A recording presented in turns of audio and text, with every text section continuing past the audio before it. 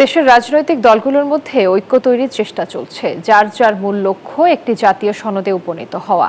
এ কথা বলেছেন জাতীয় ঐক্যমত্য কমিশনের সহসভাপতি অধ্যাপক আলী রিয়াজ।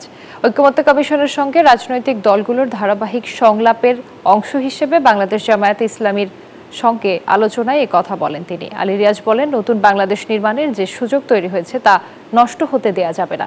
বৈঠকে জামায়াতের নায়েবে আমির সৈয়দ আব্দুল্লাহ মোহাম্মদ তাহির বলেন, বাংলাদেশের স্বাধীনতা এবং সার্বভৌমত্বের প্রশ্নে অন্য কোনো রাষ্ট্রের রক্তচক্ষুকে ভয় করে না দলটি। তিনি বলেন, আলোচনার মাধ্যমে সংস্কার প্রক্রিয়া সফল করতে যে কোনো ধরনের সহযোগিতা করতে প্রস্তুত দলটি।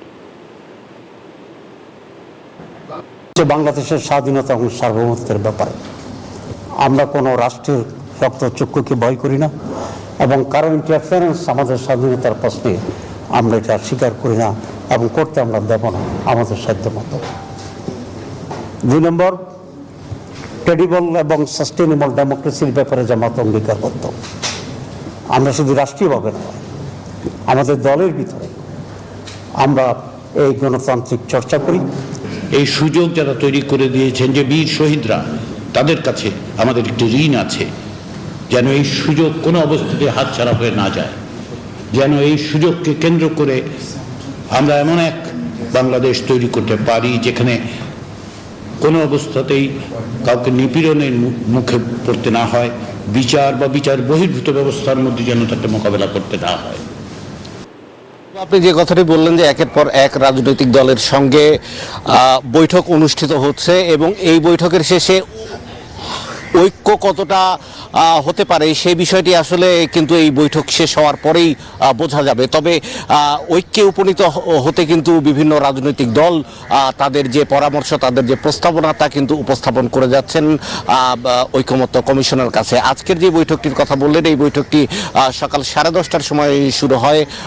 জামাতের 9 সদস্যের একটি প্রতিনিধি দল জাতীয় ঐকমত্য কমিশনের সঙ্গে এই বৈঠক শুরু করে এবং যেটি বোঝা যাচ্ছে যে এই বৈঠকটি আসলে দীর্ঘায়িত হবে এবং এই বৈঠকটি দীর্ঘ সময় ধরে চলবে। আজকের বৈঠকের প্রারম্ভে যে বিষয়গুলো নিয়ে আলোচনা হয়েছে সেই সম্পর্কে আপনাকে আমি ধারণা দিতে পারি।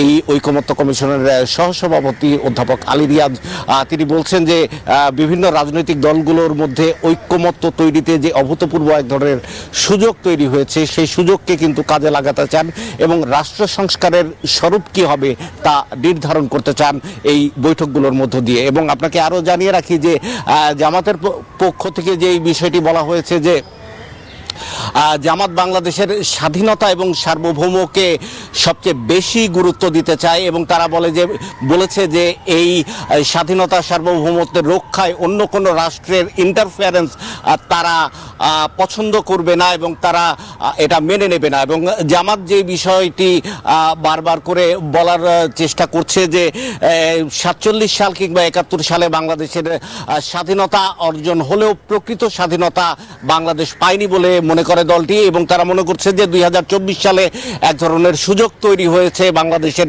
প্রকৃত স্বাধীনতা অর্জনের।